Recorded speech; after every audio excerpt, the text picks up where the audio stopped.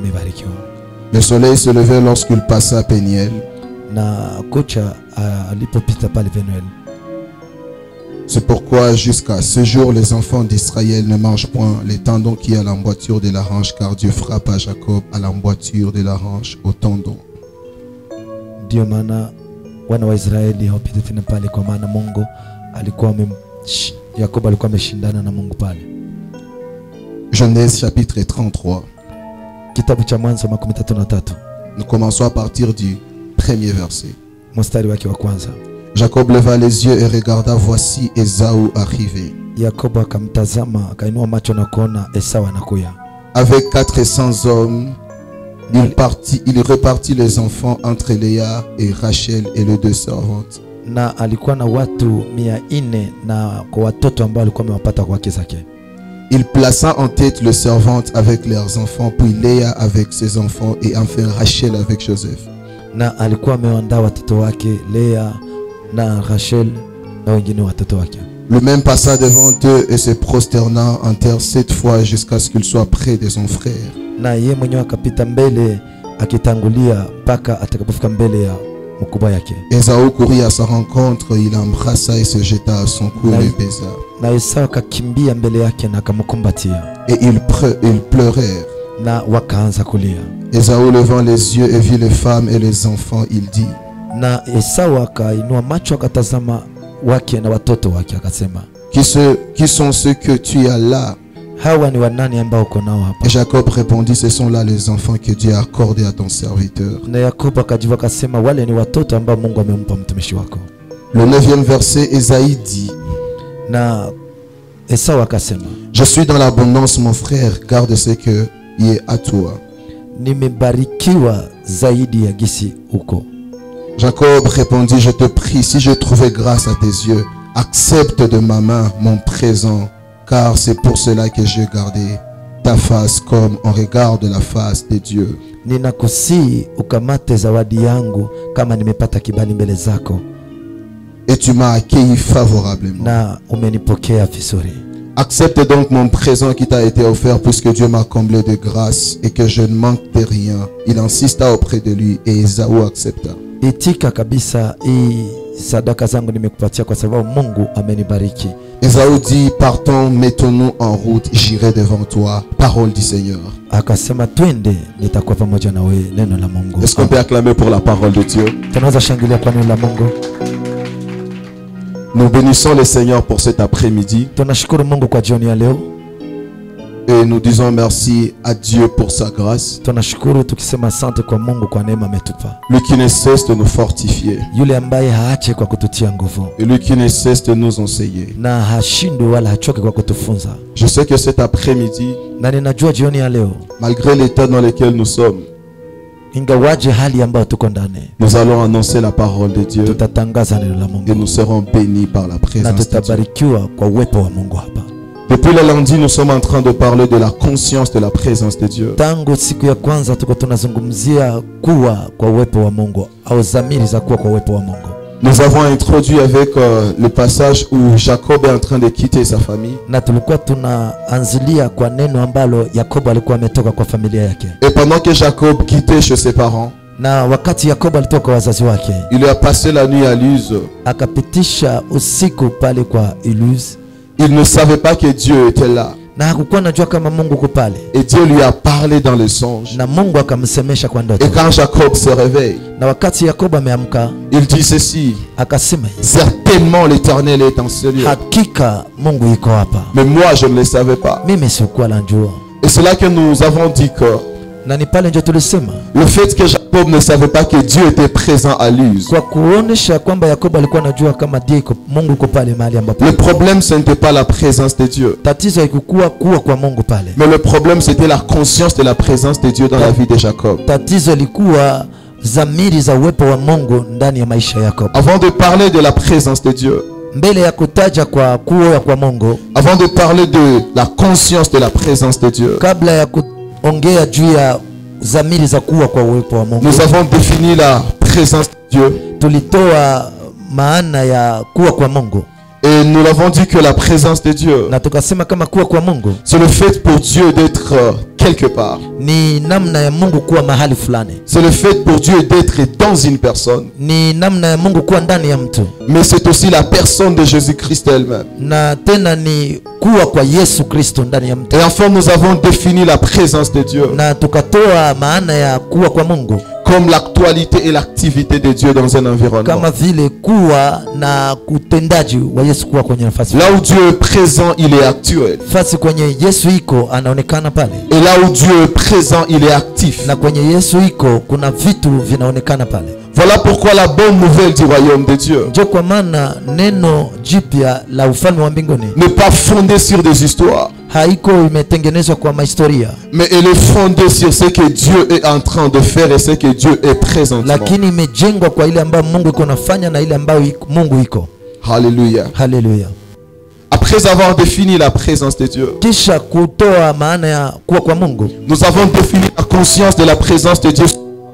na tukatoa maana ya kuwa kwa Mungu mwa aina tatu au viwango vitatu. Premièrement, nous avons dit que la conscience de la présence de Dieu, Kitu cha kwanza tukasema kwa dhamiri za kuwa kwa Mungu c'est un état d'esprit, ni namna ya kiroho, c'est une mentalité ni hisia qui nous permet de savoir que Dieu est partout où nous zenye sommes. zinatusukuma kwa kutuonyesha kama Mungu iko fasi. Lorsque tu marches avec cette mentalité, Na ukitembea na hizi hisia lorsque tu as cet état d'esprit-là, na ukikuwa na hii namna ya kuwa qui te wazi, permet de savoir que Dieu est partout où tu es. yenye inakufanya kujua kama Mungu iko fasi yote huko, Là, tu peux dire que tu as la conscience de la présence bali de unaweza Dieu. kusema kama uko na dhamiri za kuwa kwa Mungu. L'autre volet de la compréhension de la conscience de la présence de Ingine Dieu, namna ya kuelewa kwa kuwa kwa Mungu c'est que la conscience de la présence de Dieu, ni kusema kama dhamiri za kuwa kwa Mungu c'est une mentalité qui te permet de tirer quelque chose de la part de Dieu. ni hisia zinazokusukuma kuchukua kitu kutoka kwa Mungu. Sans la conscience de la présence de Dieu, on ne peut rien tirer de Dieu. Bila dhamiri za kuwa kwa Mungu hauwezi chukua kitu kwa Mungu. Si tu ne sais pas que Dieu est présent là où tu es, tu ne peux rien tirer de Dieu là où il est. Kama haujue kama Mungu iko mahali ulipo, hauwezi jua kumtoa mahali alipo na kuja kwako. Et enfin, nous avons dit que la conscience de la présence de Dieu, Na kwa mwisho tukasema kama dhamiri za kuwa kwa Mungu c'est cette capacité qui nous permet de rendre Dieu actuel et actif dans notre ni ile environnement. uwezo inatufanya tuweke Mungu kuwa mahali na kuwa kwa kazi kwa mahali fulani. Maintenant, pour ne pas rester dans l'idéologie ou dans une utopie par rapport à la conscience de la présence de Dieu, Bila kubakia kwa mawazo tu ya teolojia wala kwa kuwa kwa Mungu. hier nous avons présenté une personne qui peut nous rendre capables, qui peut nous faciliter les choses en matière de la conscience de la présence de Na Dieu. jana tulimwakilisha mtu ambaye au mtu ambaye unaweza kutuonyesha kutupeleka mpaka tunaelewa nini maana ya kuwa kwa Mungu. Hier, je nous ai facilité les choses Jana iliturahisisha vitu en nous montrant simplement que pour être conscient de la présence de Dieu, kwa kutuonyesha tu kama kuwa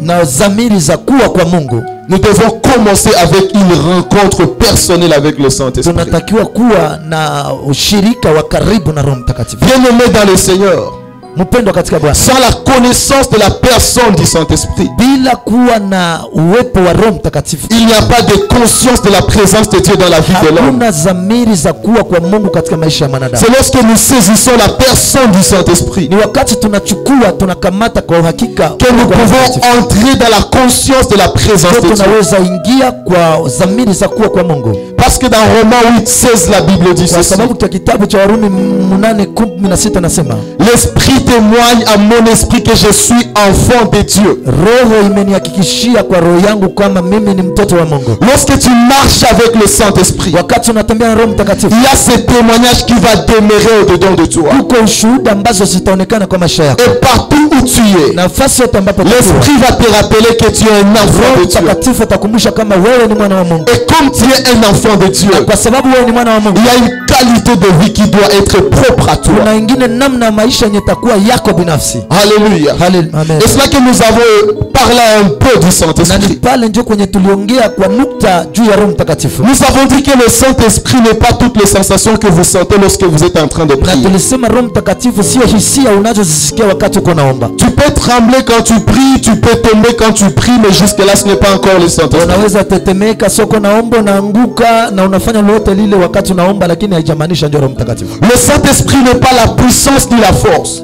Roho Mtakatifu si nguvu au uwezo fulani. Il peut donner la puissance, il peut donner la force, mais il n'est pas ce qu'il est en train de donner. Anaweza pana uwezo, anaweza pana nguvu, lakini haiko njoo yeye. Ce n'est pas parce qu'un robinet peut donner de l'eau que le robinet est devenu de l'eau. Haiko kwa sababu robinet na pana maji ndio naweza kuwa nayo inakuwa maji.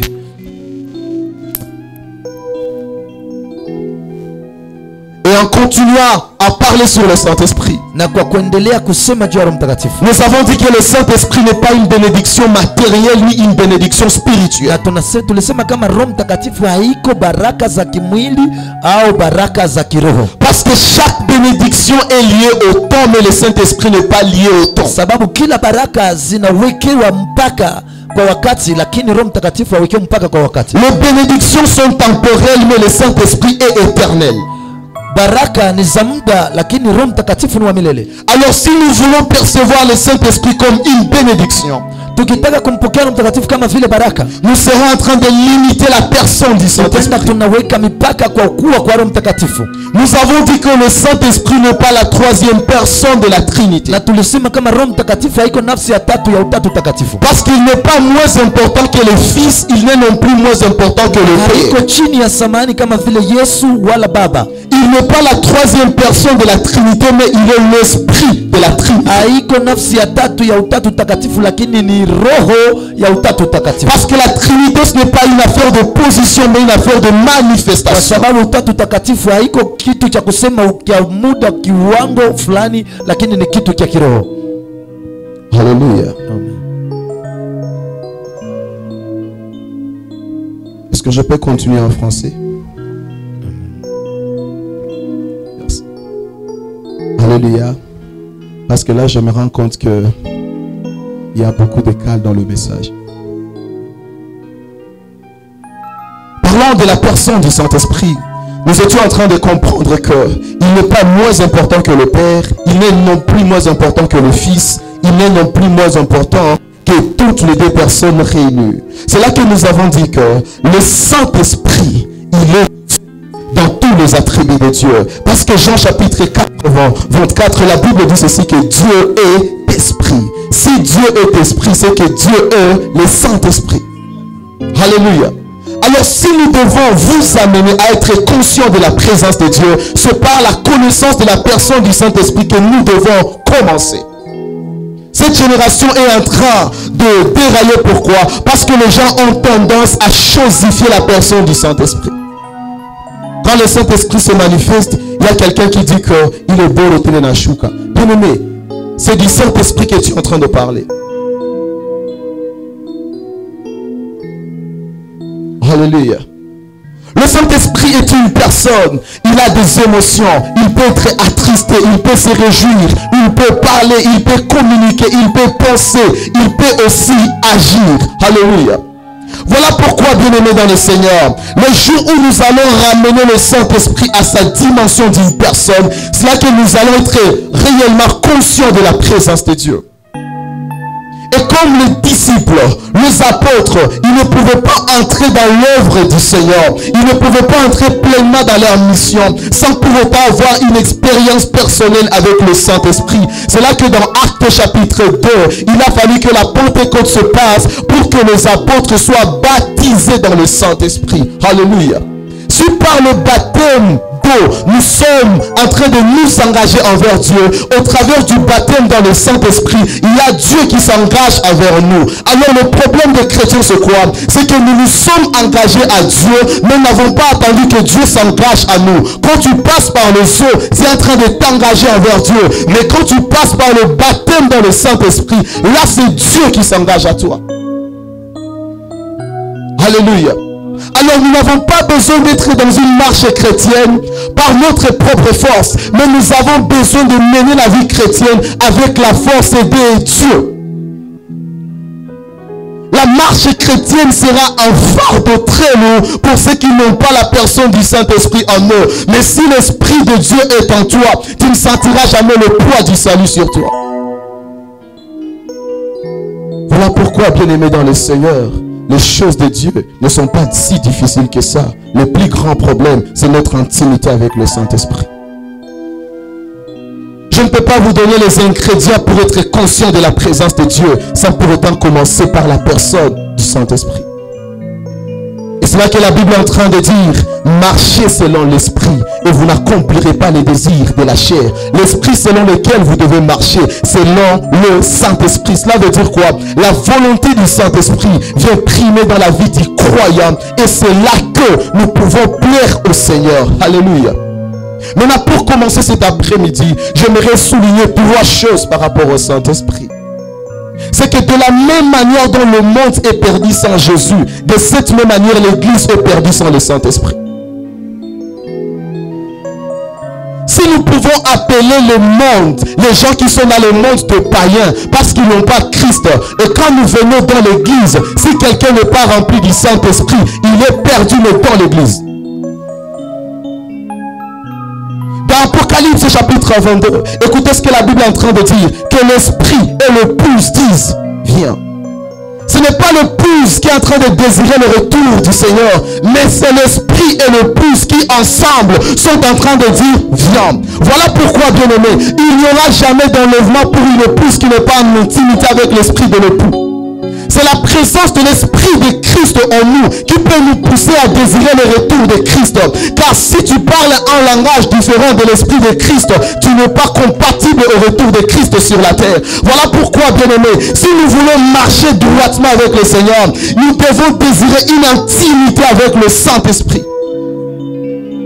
Voilà pourquoi l'apôtre Paul est en train de dire ceci. N'attriste pas le Saint-Esprit par lequel vous avez été scellés pour le jour de la rédemption. Il n'y a pas la rédemption sans la présence du Saint-Esprit. Alléluia. Bien-aimés dans le Seigneur, s'il y a une personne que nous devons respecter, s'il y a un être que nous devons considérer, il s'appelle le Saint-Esprit. Et hier, nous avons compris que le Saint-Esprit n'est pas un nom, mais le Saint-Esprit, c'est le caractère de l'Esprit de Dieu. Car le Saint-Esprit, il s'appelle Jésus-Christ. Parce que si c'est l'Esprit de Dieu et que Dieu a un nom, que Dieu s'appelle Jésus, c'est que le nom du Saint-Esprit, c'est Jésus. Alors le respect que tu as envers Jésus, c'est le même respect que tu dois avoir envers le Saint-Esprit. Parce qu'il n'y a pas un Jésus à part, un Saint-Esprit à part. C'est la même personne. Si nous voulons arriver à la conscience de la présence de Dieu, nous devons commencer par la personne du Saint-Esprit. Alléluia. La deuxième chose que j'aimerais souligner par rapport au Saint-Esprit, c'est que le Saint-Esprit est la personne la plus importante sur la terre. Le Saint-Esprit, il est la personne la plus importante sur la terre. Si aujourd'hui les gens respirent, c'est parce que le Saint-Esprit est encore sur la terre. Le jour où le Saint-Esprit sera retiré de la terre, c'est là que l'Antichrist va se manifester. Et il va troubler la paix du monde entier. Alors si nous pouvons respirer, si les gens peuvent marcher, si les gens peuvent faire tout ce qu'ils font, c'est parce que l'Esprit de Dieu est encore sur la terre. Mais il y a un temps qui est en train de venir où Christ viendra prendre son église et son esprit. Et c'est là que la terre va voir la colère de Dieu. Alors si une personne n'est jamais attristée, cette personne s'appelle le Saint-Esprit. C'est lorsque nous allons prendre conscience de l'importance de la personne du Saint-Esprit que nous allons entrer dans la conscience de la présence de Dieu. Quelle est l'importance et la valeur que tu donnes à la personne du Saint-Esprit? L'importance que tu donnes à la personne du Saint-Esprit. Alléluia. La troisième des choses que j'aimerais souligner par rapport au Saint-Esprit, c'est ce que Paul est en train de dire. L'amour de Dieu a été répandu dans nos cœurs par le Saint-Esprit qu'il nous a donné. Bien-aimés dans le Seigneur, sans le Saint-Esprit, on ne peut jamais porter les choses de Dieu. Sans la présence du Saint-Esprit, on ne peut pas porter les choses de Dieu. Alors si je dois nous amener à être conscients par rapport à la présence de Dieu, nous devons tous commencer par découvrir la personne du Saint-Esprit. Tu peux désirer tout ce que tu veux. Tu peux demander tous les dons que tu veux. Hier, nous avons montré que même sur des païens, le Saint-Esprit était descendu et ils avaient reçu les dons de Dieu. Alors, si tu as les dons du Seigneur, tu dois plus désirer les donateurs de toutes ces choses qui s'appellent le Saint-Esprit. Où sont les gens qui se prosternent encore en disant, Saint-Esprit, j'ai besoin de toi? Bien-aimés dans le Seigneur, quand les apôtres étaient dans la chambre haute, ils ne priaient pas pour des choses. Ils ne demandaient pas le réveil. Ils ne demandaient pas tout ce qu'on peut nous dire. Ils ne demandaient qu'une seule chose, le Saint-Esprit. Ils demandaient le Saint-Esprit. Alors, par rapport à la connaissance de la personne du Saint-Esprit, la dispensation que nous sommes en train de vivre peut nous dire que normalement l'Église ne doit pas désirer le Saint-Esprit. Bien-aimé, même si les gens me disaient comment ne pas désirer le Saint-Esprit, moi je le désirerai chaque jour. Il a été répandu le jour de la Pentecôte. Nous devons simplement vivre dans le Saint-Esprit. Même si tu viens avec une personne, il arrive des fois que tu désires la personne avec laquelle tu vis. Alors même si je vis dans le Saint-Esprit, chaque fois, je dois désirer la personne du Saint-Esprit. On ne peut jamais être conscient de la présence de Dieu si on n'a pas commencé par la personne du Saint-Esprit. Alléluia. Maintenant, si nous avons déjà expérimenté la personne du Saint-Esprit, il y a maintenant des choses secondaires qui peuvent nous aider à être conscients de la présence de Dieu. Et c'est de ces choses que je vais aussi nous parler cet après-midi. Mais avant de parler de ces choses, j'aimerais souligner 3 affirmations sur la présence de Dieu et qui vont me permettre d'entrer dans l'enseignement de cet après-midi. La première des choses, c'est que la présence de Dieu ne grandit jamais. La présence de Dieu, elle ne grandit jamais. Si la présence de Dieu est identifiée à la personne de Jésus-Christ, qui est la révélation du Dieu vivant, et que Dieu ne grandit jamais, c'est que sa présence aussi ne grandit jamais. Tu ne peux pas venir à un endroit et dire que ici il y a une présence de Dieu et là-bas il y a une petite présence de Dieu, comme si la présence de Dieu était quelque chose de mesurable, était quelque chose qui pouvait grandir avec le temps ou avec les lieux. Bien-aimés dans le Seigneur, la présence de Dieu ne grandit jamais, mais ce sont les personnes qui entrent ou vivent dans la présence de Dieu qui sont appelées à grandir.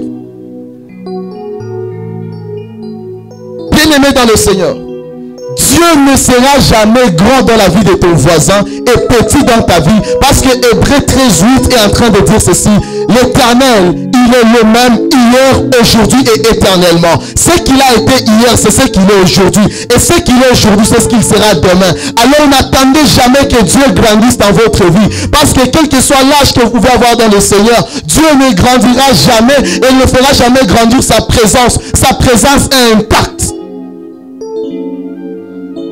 Alléluia. Alors si la présence de Dieu ne grandit jamais, c'est l'homme qui habite et qui vit dans la présence de Dieu qui est appelé à grandir par rapport à la connaissance de Dieu. Des fois nous pensons que Dieu est petit parce que c'est un petit qui nous a présenté Dieu. Le jour où un grand en Dieu te présentera Dieu, tu verras un grand Dieu. Alléluia. Quelle est ta taille? Quelle est la taille de ton Dieu? Mon Dieu, bien-aimé, Dieu n'est pas comme ça. Dieu est grand même sans le mouvement de tes mains.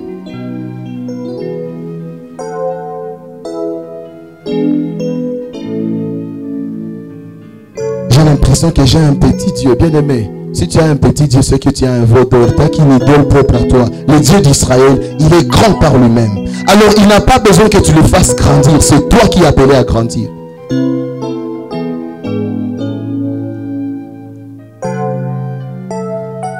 Alléluia. J'aimerais nous expliquer ça convenablement. Vous voyez, la présence de Dieu, c'est comme l'argent. Celui qui a $1, il a quoi? Celui qui a $100, il a quoi? Celui qui a $1000, il a quoi? Mais tous, ils ne peuvent pas répondre aux besoins de la même façon. Pourquoi? Parce qu'ils n'ont pas la même quantité d'argent. Alors l'argent reste argent, mais c'est la capacité de détention du possesseur de l'argent qui dépend de son impact avec son argent. Dieu reste Dieu, mais c'est ta conscience et ta maturité par rapport à Dieu qui permet à ce que ton Dieu soit vu petit ou grand. Je n'ai pas une prédication à faire grandir Dieu dans cette église, mais j'ai un message à nous faire grandir dans la présence de Dieu dans cette église. La présence de Dieu ne grandit jamais. La deuxième des choses, c'est que la maturité dans la présence de Dieu n'est pas le résultat de nombre d'années dans le Seigneur, mais c'est le résultat de l'obéissance par rapport à la volonté du Seigneur. La maturité dans la présence de Dieu n'est pas le résultat de nombre d'années dans le Seigneur, mais c'est le résultat de l'obéissance à la parole et la volonté du Seigneur. Je ne suis pas mature ni grand dans la présence de Dieu parce que ça fait 10 ans que j'ai donné ma vie à Jésus. Je ne suis pas mature ni grand dans la présence de Dieu parce que c'est moi qui ai commencé cette église. Nous ne sommes pas grands devant le Seigneur parce que nous avons commencé une œuvre pour le Seigneur. Mais nous sommes grands aux yeux du Seigneur si nous obéissons encore à sa parole. C'est pourquoi un nouveau-né spirituel obéissant à la parole de Dieu a plus de valeur qu'un ancien né spirituel mais qui désobéit à Dieu. La grandeur de l'homme devant le diable ne résulte pas à l'ancienneté d'Adam dans le jardin d'Éden, mais la valeur d'Adam aux yeux de Dieu résulte à la capacité d'Adam à observer encore la parole de Dieu. Le diable, il était ancien, mais il avait désobéi à Dieu et Dieu l'avait fait quoi? Il avait chassé du ciel. C'est là que Dieu s'est créé un homme qui pouvait encore obéir à sa parole. Aussi longtemps qu'Adam obéissait à la parole de Dieu, il avait encore de l'importance aux yeux de Dieu et il avait une position en Dieu. C'est pourquoi les jours où Adam avait commis le péché, Dieu n'a jamais demandé à Adam qu'est-ce que tu as fait, mais il lui a demandé Adam où es-tu, pourquoi? Parce que la position à laquelle je t'ai laissé, ce n'est pas sur cette même position que je t'ai rencontré. Parce que la chose que la désobéissance se fait, c'est nous faire perdre la position dans la présence de Dieu. Ce que le diable avait perdu, ce n'était pas le potentiel divin, mais c'était sa position en Dieu parce qu'il avait été précipité. Alors ce dont nous avons besoin, ce n'est pas l'ancienneté, ce n'est pas le nombre d'années dans le Seigneur, mais c'est être encore obéissant à la parole de Dieu. Alléluia. La vraie maturité spirituelle, c'est l'obéissance à la parole de Dieu. Maintenant, cette génération a deux problèmes par rapport à la maturité spirituelle. C'est qu'au lieu que les gens soient matures spirituels, ils sont devenus des bavards spirituels. Les bavards spirituels, ce sont des choses qui disent des choses, qui prêchent des choses qu'ils ne sont pas capables de vivre. Ils nous donnent des bruits, ils nous font des bruits avec des choses qu'ils ne sont pas en train de vivre. Maintenant, dans l'église, nous n'avons pas besoin de bavards. Nous avons besoin de matures. Tu dis quelque chose que tu es capable de vivre. Quand tu prêches la prière, tu as une vie de prière. Quand tu prêches les offrandes, tu donnes tes offrandes. Quand tu prêches l'amour, tu es capable à aimer. Quand tu prêches le pardon, tu es capable de pardonner. Quand tu dis quelque chose venant de la part du Seigneur, que tu te rassures que tu es capable de vivre ce que tu dis. Mais les bavards spirituels, ils sont comme des pharisiens. Un jour, Jésus disait ceci aux pharisiens: vous êtes en train de mettre sur les gens des fardeaux que vous-même vous êtes incapables de porter. Alléluia. Et le deuxième problème avec la maturité spirituelle, c'est que dans cette génération, il y a la naissance des arbres spirituels. Quelqu'un peut dire avec moi un arbre spirituel? Vous savez, le problème avec la croissance des arbres, c'est qu'un arbre peut croître, monter, changer même de hauteur, mais il va rester là où il est. Tu n'as pas encore compris. Quel que soit le nombre d'années que peut avoir un arbre, l'arbre monte, mais l'arbre ne se déplace pas.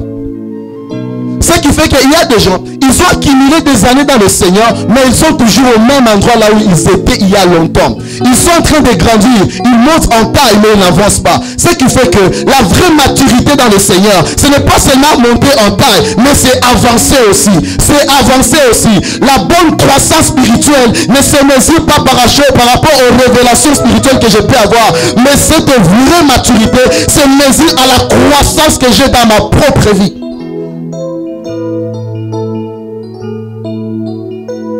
Dieu que tu rencontres et qui te laisse tel que tu es n'est pas le Dieu d'Israël. Parce que le Dieu d'Israël s'appelle Jéhovah. Et la vraie définition de Jéhovah, c'est celui qui fait devenir. Quand il te rencontre, il doit te faire devenir. Depuis que toi tu es en Christ, qu'est-ce que tu es devenu à part la promesse d'être un enfant de Dieu? Tu étais païen, tu injuriais les gens. Tu viens à l'église, tu continues à injurier les gens. Ce qui a changé simplement les gens que tu injuries. Dans le monde, tu injuriais tes amis païens et dans l'église, tu commences à injurier les chrétiens.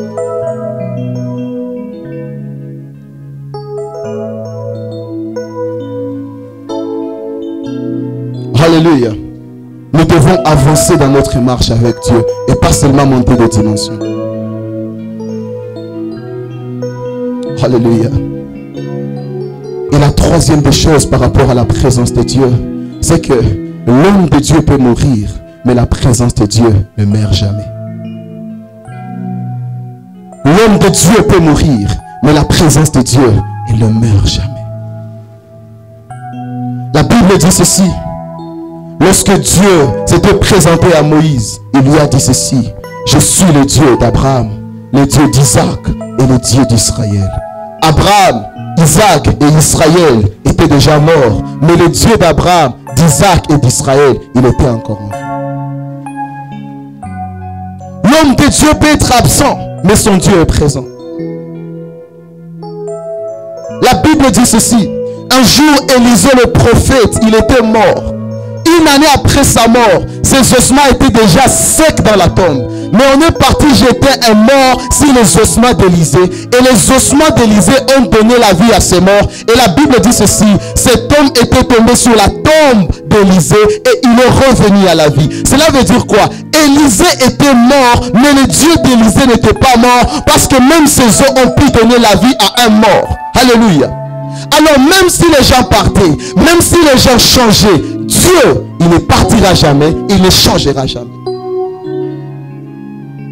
Dieu ne meurt pas avec ses serviteurs qui meurent. Même si le serviteur de Dieu peut mourir, le Dieu de ses serviteurs, il ne meurt jamais. Voilà pourquoi, bien-aimés dans le Seigneur, la seule chose qui lie le ciel et la terre, c'est la présence de Dieu. L'intersection entre le ciel et la terre s'appelle la présence de Dieu. Aucune maison ne te suivra au ciel. Aucune voiture ne te suivra au ciel. Aucun homme ne te suivra au ciel. Aucun vêtement ne te suivra au ciel. La seule chose qui te suivra au ciel, c'est la présence de Dieu dans laquelle tu as vécu sur la terre.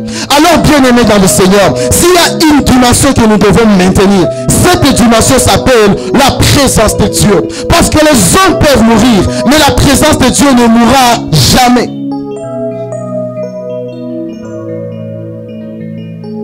Alors si nous devons chercher des choses, s'il y a un trésor à chercher, s'il y a quelque chose à désirer, c'est la présence de Dieu.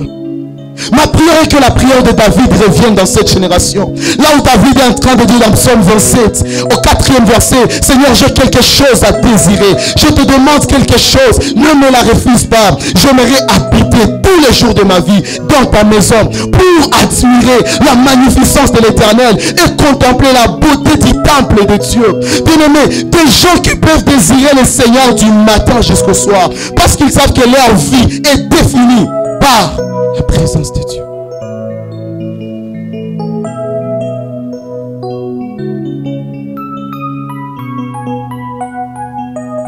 Qu'est-ce qui te fait fonctionner?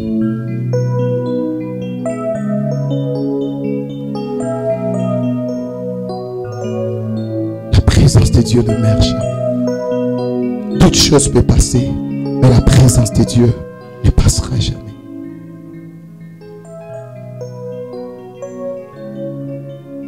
Alors si le Saint-Esprit nous permet d'être conscients de la présence de Dieu, j'aimerais nous donner 4 choses pratiques. Peut-être tu peux me dire: prédicateur, je n'arrive pas à saisir la personne du Saint-Esprit. Je n'arrive pas à appréhender la personne du Saint-Esprit parce qu'il est tellement grand que je ne peux pas accéder à sa personne. J'aimerais te donner 4 choses qui vont t'aider à être conscient de la présence de Dieu, ou 4 choses qui amènent l'homme à être conscient partout où il est de la présence de Dieu. La première des choses, c'est ce que Hébreux 11:6 est en train de dire. Dans Hébreux 11:6, la Bible dit ceci. Or, sans la foi, il est impossible de lui être agréable. Que tous ceux qui s'approchent de Dieu croient que Dieu existe et qu'il est le rémunérateur de ceux qui le cherchent. La première des choses qui va te permettre d'être conscient de la présence de Dieu, c'est la foi en Dieu.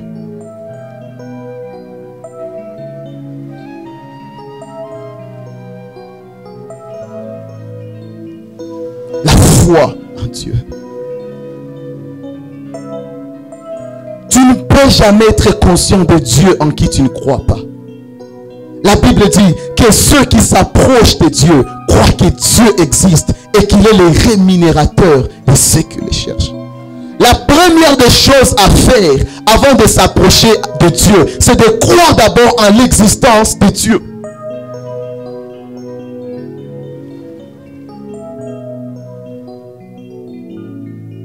Vous imaginez quelqu'un, il vient te voir. Bonjour homme de Dieu, j'ai un problème. Quel est ton problème? Je me demande si Dieu existe. Pourquoi tu te demandes si Dieu existe? Parce que ce que je vis, c'est vraiment difficile. Bien-aimé, avant toi, il y a des personnes qui ont vécu des choses difficiles, mais Dieu existait. Même Jésus, le Fils de Dieu, il a connu des difficultés sur la terre. Et il a été crucifié. Malgré sa crucifixion, Dieu existait. Voilà pourquoi même dans sa souffrance, il a dit, Père, entre tes mains, j'abandonne mon esprit. Alors s'il y a quelque chose que nous devons saisir, c'est la foi en Dieu. Le problème déjà avec la foi, c'est quoi? Nous pouvons définir la foi comme nous voulons. Mais lorsque notre foi est éprouvée, c'est là que nous savons si nous avons la foi en Dieu ou nous n'avons pas la foi en Dieu. La foi en Dieu a deux dimensions. Il y a d'abord cette foi qui t'amène à croire que Dieu existe. Et une dimension qui t'amène à faire confiance en Dieu. Il y a une phrase que nous disons souvent. Quand on marche avec Dieu, on n'a qu'un seul choix, lui faire confiance. Parce qu'il est celui qui connaît la prochaine étape dans l'étape que tu es en train de traverser. Quand tu ne sais pas ce qui t'attend, Dieu sait qui est devant toi. Alors tu n'as pas de choix à part le fait de lui faire confiance. Alléluia. Bien-aimé dans le Seigneur, on ne peut jamais saisir la conscience de la présence de Dieu si on n'a pas confiance en Dieu. Quand j'arrive quelque part, lorsqu'on m'expose devant les gens en disant c'est toi qui vas leur parler de la part de Dieu. Si je n'ai pas confiance en Dieu, je peux dire mais Seigneur, je n'ai rien à leur donner, mais je n'ai qu'un seul choix à faire, faire confiance en Dieu. Des fois lorsque rien ne va dans nos vies, nous avons tendance à renier la personne de Dieu dans nos vies. Mais ce soir, le Seigneur aimerait que tu puisses comprendre, avoir la foi en Dieu, c'est faire confiance en Dieu. Même si tu ne connais pas la prochaine étape, tu continues à marcher parce que tu sais, c'est lui qui t'a appelé. Voilà pourquoi la Bible est en train de dire ceci. Ne perdons pas la profession de notre espérance, car celui qui a donné la promesse, il est fidèle. Bien-aimé dans le Seigneur, peu importe ce qui peut t'arriver dans la marche avec Dieu, s'il y a quelque chose qu'il ne faut jamais perdre, c'est la confiance en Dieu. Il arrive des fois que tout devient sombre autour de nous. Tu te mets même à genoux devant le Seigneur. Tu commences à dire à Dieu, mais Seigneur, qu'est-ce qui m'attend devant moi? Et le Seigneur te dit ceci, mon juste vivra par sa foi. Tu veux sentir Dieu présent dans ta vie. Cultive ta confiance en Dieu. C'est là que David un jour, dans Psaume 23:4, il est en train de dire ceci. Quand je traverse la vallée de l'ombre et de la mort, je ne crains aucun mal, car Dieu est avec moi.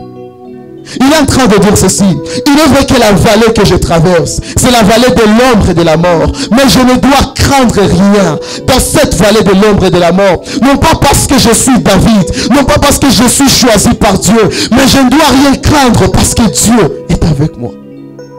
Je lui fais tellement confiance, même dans une vallée de l'ombre et de la mort, je ne vais rien craindre parce qu'il est avec moi. Il est possible qu'une situation autour de toi te donne raison d'avoir peur. Mais quand tu passes au Dieu qui t'a appelé, tu ne dois rien craindre. Des fois, lorsque les hommes nous combattent, nous avons tendance à combattre aussi pour nous-mêmes. Mais j'aimerais nous dire ceci. Lorsque Israël était en face de la mer Rouge, lorsque Israël voyait les Égyptiens, Dieu a dit ceci à Moïse: dis à mon peuple de garder silence et moi je combattrai pour lui. Ce qui fait qu'avec Dieu, si tu gardes silence, il va combattre pour toi. Et si tu combats pour toi, il va garder silence. Alors quand tu fais confiance en Dieu, même si tu ne sais pas ce qui va se passer, tu vas continuer à exercer ta foi. Il y a des gens qui ont fait tellement confiance en Dieu. Vous savez ce que j'aime chez Pierre? Un jour il est dans la barque. Jésus lui dit: Pierre, viens, suis-moi sur les eaux. Pierre, il voyait les eaux en train de bouger. Mais parce qu'il avait confiance en Jésus, il a dit ceci: même si les eaux peuvent me submerger, je fais confiance à celui qui m'a appelé. Je vais marcher sur les eaux. Même dans un environnement de contradiction, même dans un environnement où tout te fait peur, si tu as confiance en Dieu, tu vas avancer. Alléluia.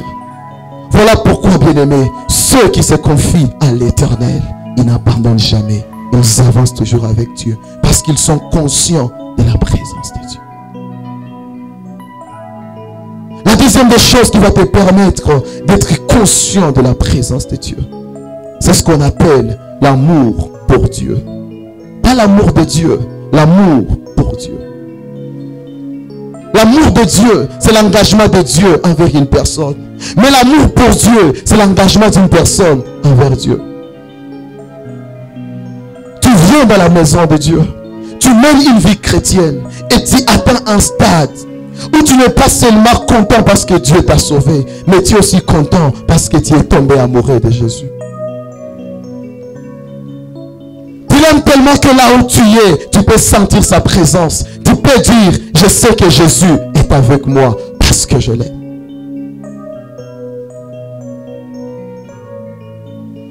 Le problème des gens de cette génération, c'est que les personnes qui aiment Dieu ont disparu.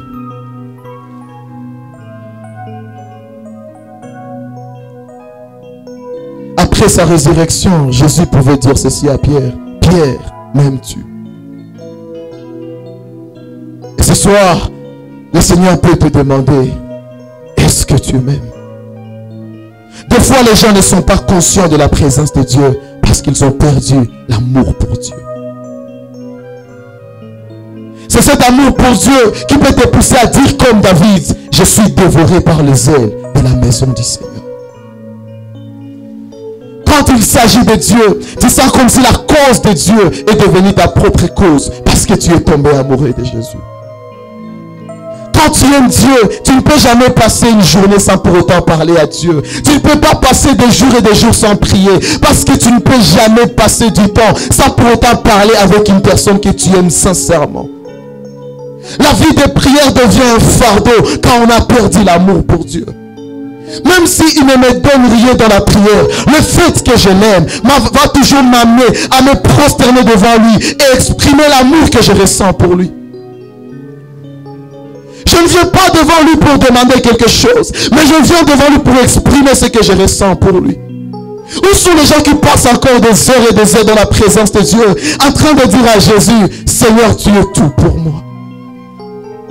Dire à Jésus qu'il est tout pour toi, c'est différent d'une récitation ni d'un slogan. Il arrive des fois que tu peux dire à Dieu: Seigneur, tu es tout pour moi. Et tu le ressens au fond de toi. Et tu sens réellement que Dieu, il est tout pour toi. Aussi longtemps que tu ne peux pas ressentir la profondeur des paroles que tu exprimes devant Dieu, ton adoration n'est pas une adoration, c'est une récitation. Quand tu te prosternes devant le Seigneur, tu dis: oh Dieu, que tu es merveilleux, que tu es bon dans ma vie.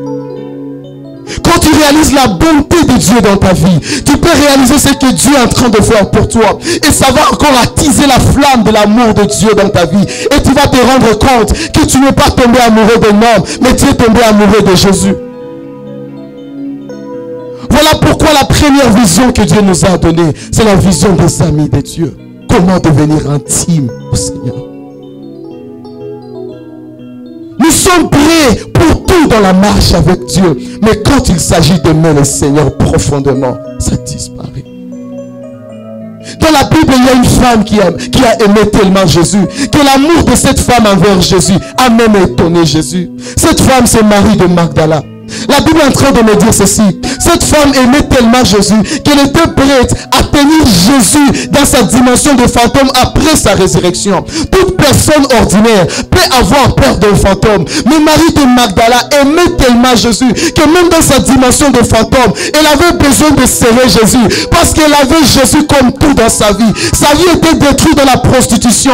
Alors tout ce qui restait à Marie de Magdala, c'était Jésus. Et quand Jésus était mort, Marie était en train de pleurer. Et le jour où Jésus était ressuscité, même lorsqu'elle voyait un fantôme, elle voulait toucher Jésus parce qu'elle aimait Jésus. Alléluia. Un fantôme ne peut rien te donner, mais parce que tu l'aimes, tu as besoin d'être avec lui. Où sont les gens qui sont prêts à rester dans l'église même si Dieu n'agit pas dans leur vie? Où sont les gens qui sont prêts à servir le Seigneur même quand ils ne sont pas honorés par les hommes devant lesquels ils servent? L'amour de Dieu est en train de disparaître. Et sans l'amour pour Dieu, on ne peut pas être conscient de sa présence. Voilà pourquoi, si la Bible dit car Dieu a tant aimé le monde qu'il a donné son Fils unique, afin que quiconque croit lui ne périsse point mais qu'il ait la vie éternelle. Ça c'est l'expression de l'amour de Dieu. Et la réponse de l'homme envers l'amour de Dieu, c'est l'amour pour Dieu. Seigneur, tu m'as aimé, tout ce que je peux te donner, c'est t'aimer aussi. Voilà pourquoi le premier commandement n'est pas lié au service, n'est pas lié à la puissance, mais le premier commandement est lié à l'amour. Tu aimeras l'Éternel ton Dieu de tout ton cœur, de toute ta force, de toute ton âme, et tu n'auras point d'autre Dieu devant sa face. Quelles sont les choses qui se tiennent encore devant la face de Dieu quand tu es dans sa présence? Qui a pris la valeur de Dieu dans ta vie? Qu'est-ce qui a remplacé Dieu dans ta vie? Est-ce que c'est un homme? Est-ce que c'est une femme? Est-ce que c'est une chose? Est-ce que c'est une promesse?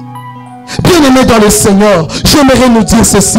Rien ni personne ne peut prendre la place de Dieu dans la vie de celui qui aime Dieu. Voilà pourquoi les amoureux de Dieu dans l'histoire de l'Église, ils pouvaient dire ceci: prenez tout, mais laissez-moi Jésus.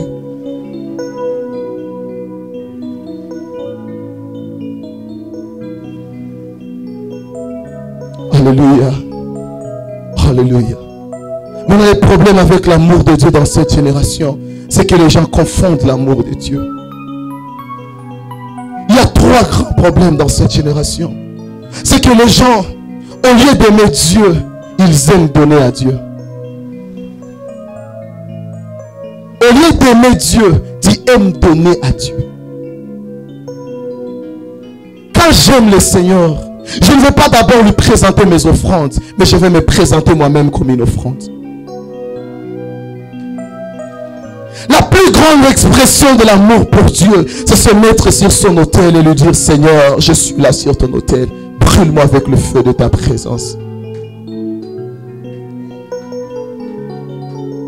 Il y a beaucoup de problèmes dans l'église parce que les gens ne sont pas présents sur l'autel de l'amour de Dieu.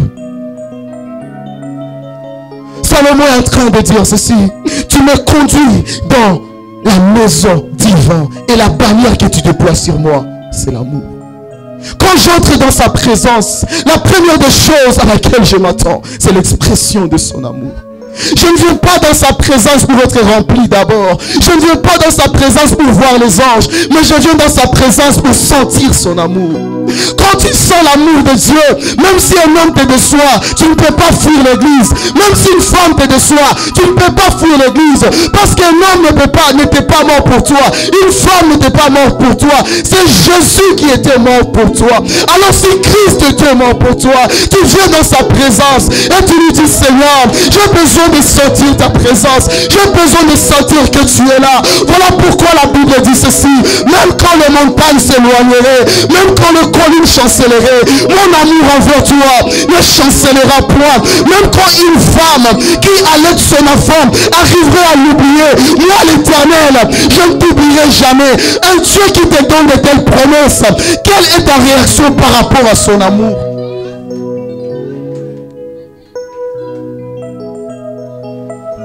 Sans la conscience de l'amour pour Dieu, on ne peut jamais être conscient de la présence de Dieu. Nous sommes conscients de sa présence quand nous savons profondément qu'il est mort pour nous. J'aime ce que Billy Graham est en train de dire. Lorsque Jésus était crucifié à la croix, c'était Dieu qui disait au monde entier, je t'aime. La mort de Jésus à la croix, c'était l'expression de l'amour de Dieu pour les hommes.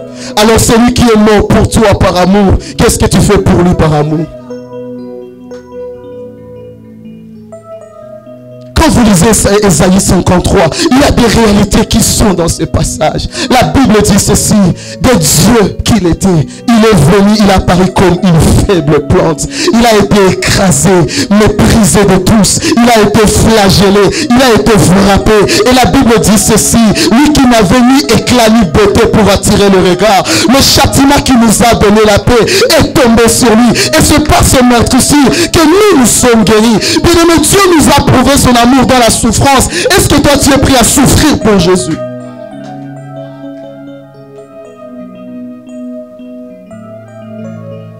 Est-ce que tu es prêt à souffrir pour Jésus? On te demande de jeûner, tu penses que c'est vraiment un fardeau. Nous ne jeûnons pas pour devenir forts dans la dimension, mais nous jeûnons pour lui exprimer que nous l'aimons. Nous n'avons pas donné nos vies à Jésus parce que nous ne sommes pas forts, parce qu'il y a certaines choses que nous sommes incapables de faire. Bien aimés, nous sommes des jeunes hommes qui savent tout faire, mais à cause de l'amour pour Dieu, nous sommes dans sa présence. Le deuxième problème par rapport à l'amour de Dieu, c'est que les gens aiment servir Dieu, mais n'aiment pas le Dieu qu'ils sont en train de servir. Les gens ont donné au service une grande importance qu'à l'intimité avec Dieu. Dieu n'a pas d'abord besoin que je sois un bon prédicateur. Il a d'abord besoin que je sois un bon fils dans sa présence. Il n'a pas besoin que tu lui donnes un bon ministère de chant. Il a besoin que ta vie soit un chant agréable dans sa présence. Tu n'as pas besoin des services que nous lui faisons d'abord dans sa présence. Il a besoin du temps que nous passons d'abord avec lui, cette intimité. Bien-aimé dans le Seigneur, le service n'engendre pas l'intimité, mais c'est l'intimité qui doit engendrer le service. Quand tu sers Dieu sans être intime à lui, tu feras l'œuvre de Dieu à ta manière. Mais quand tu sers Dieu en étant intime à lui, tu feras l'œuvre de Dieu à la manière de Dieu. Le problème de Saül n'a jamais été d'offrir un sacrifice à Dieu. Mais le problème de Saül, c'est d'offrir un sacrifice à Dieu sans pour autant passer par l'intimité avec Dieu. Celui qui était dans l'intimité avec Dieu, c'était le prophète Samuel, celui qui devait offrir ce sacrifice. Mais Saül a dit, je vais rendre ce service à Dieu. Dieu n'a pas besoin de service rendu, mais Dieu a besoin d'une âme présente dans sa présence. Avant d'exhiber notre service pour Dieu, exhiber notre amour envers Dieu. C'est pourquoi la Bible est en train de dire, même si je peux donner toutes les prophéties du monde, si je n'ai pas l'amour en moi, tout ça ce n'est rien. Même si je me sacrifie toute une semaine en train de vous prêcher, si je n'ai pas l'amour en moi, ce n'est rien. Et tu ne peux pas me convaincre que tu aimes un homme pendant que tu n'aimes pas le Dieu qui a fait cet homme.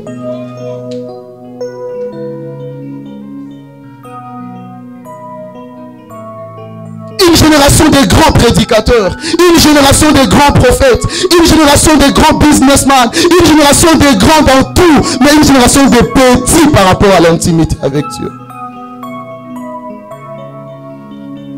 Si ta vie était définie par rapport au nombre d'heures que tu passes avec le Seigneur, il te resterait combien d'années sur la terre? On a le temps dans tout, mais sauf le temps dans la présence de Dieu.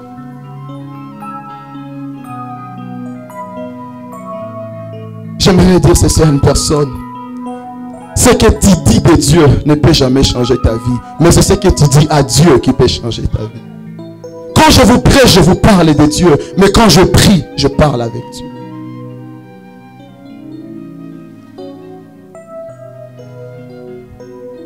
Alléluia. Avant de servir Dieu, passons d'abord du temps avec Dieu. Donnons-nous nous-mêmes d'abord pour le Seigneur. Donnons-nous nous-mêmes pour le Seigneur.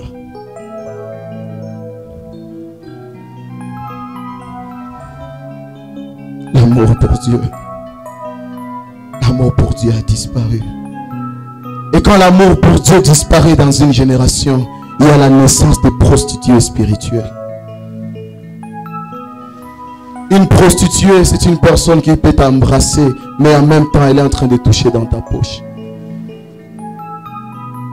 Des gens qui viennent à l'église, au lieu de chercher d'abord la face de Dieu, ils sont en train de chercher la main de Dieu. C'est là que les gens ne sont plus amoureux de Dieu, mais ils sont amoureux de ce que Dieu peut faire dans leur vie. Ils sont amoureux des promesses de Dieu et non du Dieu qui donne les promesses. Pourquoi tu n'es pas au culte? Mais qu'est-ce que Dieu a fait pour moi? Bien-aimé, le salut qu'il t'a donné est plus grand que tout ce qu'il peut te donner. Voilà pourquoi la Bible dit ceci. S'il ne nous a pas refusé Jésus-Christ et son Fils, qu'est-ce qu'il peut encore nous refuser? Celui qui ne sait pas apprécier le sacrifice de Jésus à la croix, même si Dieu lui donnait le monde entier, il aura toujours quelque chose à demander à Dieu. Voilà pourquoi le temps est en train de venir où nous viendrons devant le Seigneur uniquement pour Dieu. Seigneur, j'ai besoin de toi.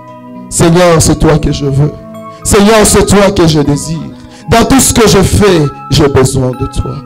Voilà pourquoi David, il ne s'est jamais concentré sur ses pierres. Il ne s'est jamais concentré sur sa lance. Il ne s'est jamais concentré sur ce qu'il avait. Mais il a dit au nom de l'Éternel, je vais t'affronter toi, Goliath.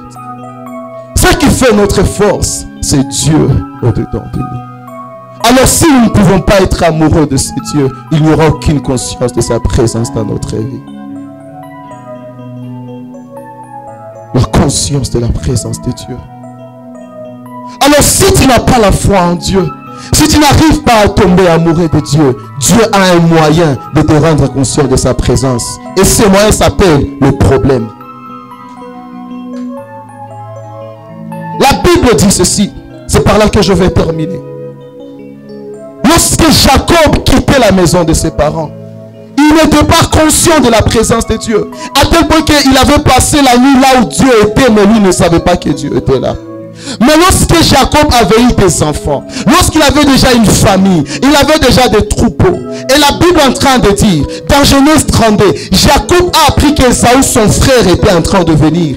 Quand il a appris qu'Ésaü venait, la Bible dans Genèse 32, 24, Jacob demeura seul. Il est parti passer la nuit avec Dieu. Parce qu'il savait, si au départ quand je fuyais mon frère, je ne savais pas que Dieu existait. Mais maintenant là, le problème est devenu sérieux. Ce n'est plus moi seul qui dois fuir. Je dois fuir avec des femmes, je dois fuir avec des enfants, je dois fuir avec tout ce que j'ai. Alors à ce moment, ce n'est plus Isaac qui va m'aider. Maintenant là, c'est Dieu qui va m'aider. Et c'est là que Jacob a pris la décision de demeurer seul pour chercher la face de Dieu. Si tu ne veux pas être conscient de la présence de Dieu par la foi et par l'amour pour Dieu, tu seras conscient de sa présence quand le problème viendra dans ta vie. Si à Bethel, Jacob ne savait pas que Dieu était présent, lorsqu'il passait à Péniel, la Bible est en train de me dire, il a lutté avec l'ange de Dieu. Mais Jacob, qu'est-ce qui se passait dans ta vie? Mais à Luz, tu dormais. Mais qu'est-ce qui se passe quand tu es à Péniel? Jacob va te dire ceci, il y a un problème que j'ai, Ésaü est en train de venir. Quand j'étais seul, je pouvais fuir Ésaü. Mais mes fils, mes enfants, mes troupeaux, ils ne peuvent pas fuir Ésaü. Ésaü a une armée. Ésaü a tout ce qu'il a pour me nuire. Alors en ce moment, je dois prendre conscience que mon secours ne viendra ni de l'Orient, ne viendra ni de l'Occident, mais ça viendra de l'Éternel. Il y a des moments dans la vie où quand tu regardes à gauche, quand tu regardes à droite, quand tu regardes devant, quand tu regardes derrière toi, il n'y a personne pour t'aider. C'est là que tu Tu vas dire comme David, je lève mes yeux vers les montagnes, d'où me viendra le secours. Le secours ne me vient que de l'Éternel. C'est là, bien-aimé, que tu deviens conscient de la présence de Dieu, parce que ça ne va pas.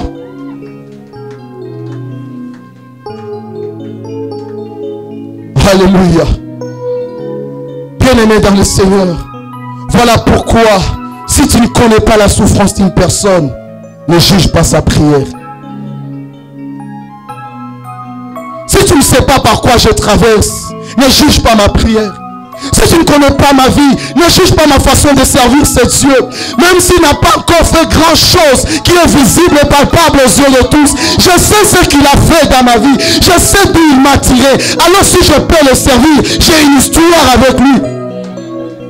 C'est pourquoi, bien-aimé dans le Seigneur, quand tu viens dans la maison de Dieu, ne sois pas comme Élie le sacrificateur qui pouvait traiter Anne d'ivrogne. Parce que Élie le sacrificateur ne savait pas ce qu'Anne traversait à la maison. Elle avait un mari qui l'aimait, mais elle n'avait pas d'enfant. Et Pénina était en train de la mortifier chaque jour.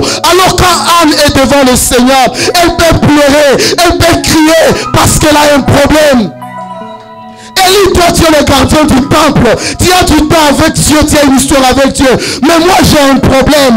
J'ai une personne à la maison qui m'injurie chaque jour et qui me dit où est le Dieu que tu vas chercher. Maintenant quand je serai dans sa présence, je ne vais pas rire comme tout le monde. Je vais prier en pleurant parce que j'ai un mari mais je n'ai pas d'enfant. C'est comme nous, bien-aimés. Christ est notre époux, mais il y a des choses de Christ que nous n'avons pas à manifester. Alors si nous ne manifestons pas ces choses, nous avons toutes les raisons de pleurer dans sa présence. Où sont les choses que tu nous as promises? You don't know my life, don't judge my prayer. Tu ne connais pas ma vie, ne juge pas ma prière. Tu ne connais pas mon histoire, ne juge pas ma prière. Si je peux demeurer seul avec Dieu, si je peux diminuer même de poids, ne suis pas ma taille. Tu ne sais pas ce que je vis.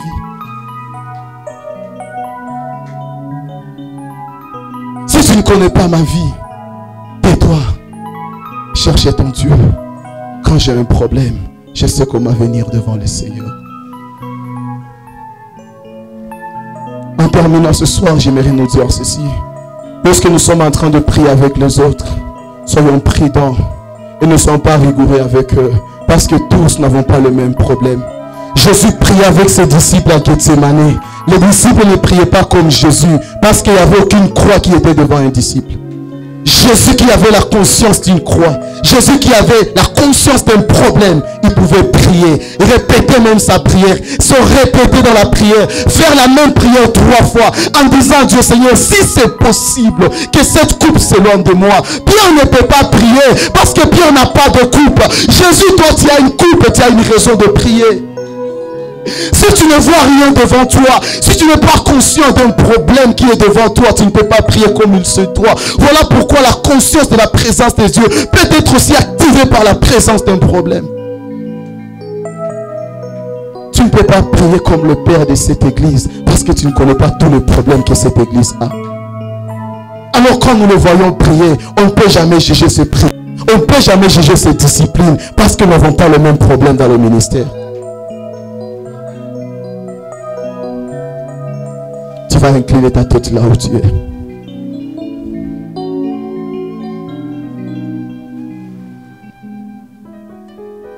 Je ne sais pas comment tu vas t'exprimer à Dieu.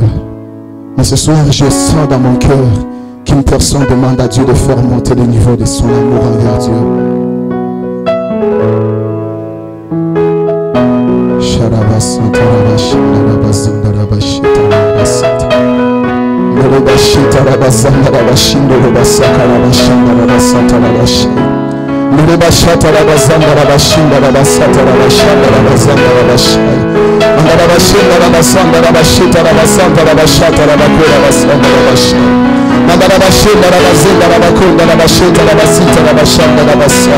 Il y a des personnes qui vont sentir la flamme de l'amour de Dieu dans leur cœur.